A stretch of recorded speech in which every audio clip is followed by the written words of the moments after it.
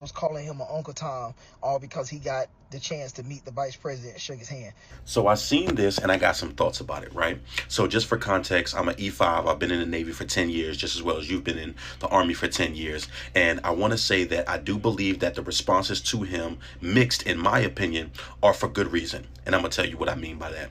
Two things I genuinely believe are missing here in terms of context. However, I want to talk about your video first, and then I'll talk about Whoa Man. In your video specifically, you said in uniform, politics don't matter, right? Again, we got to keep context in mind here. What you meant to say is the political spectrum of politics don't matter, because you even went on in your video toward the latter part to mention beards, which is a policy, which involves politics, right?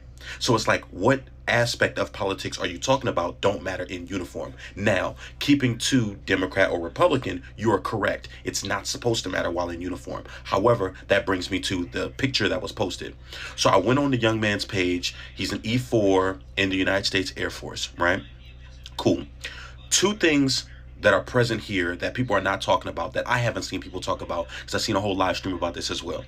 Number one, for me, I would say on board, because that's just naval language, right? On board a ship. I'm used to being stationed on ships. I'm deployed right now, etc., etc.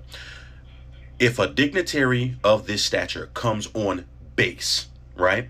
Number one, you talking to them, unless you're in admin or during the course of their visit, so to speak, you're asking a question to the general body, you walking up to them afterwards, which is what this looks like, is a choice. That's number one. Number two, which I think is the biggest separation here between people calling him things like a coon, Uncle Tom, which is not even historically accurate, but I digress in that regard, is the fact that there was lacking of context of what they talked about. Now, do you owe that to people to tell them what you and the vice president talked about? No, you don't. However, I would not have posted that without context to great conversation with the president of the vice president of the United States of America in regards to, with reference to, instead of just, hey guys, happy to meet the vice president, because you leave yourself up to interpretation for everyone that's going to see that. And we have to also keep in mind the state of the world that we're in right now. And this is not saying against that young brother. This is not saying anything against the administration, because y'all know I'm not risking my 10-year career over no god on TikTok. I'm just being logically consistent and understanding of why people are responding in a certain way and the context of the video that you yourself made.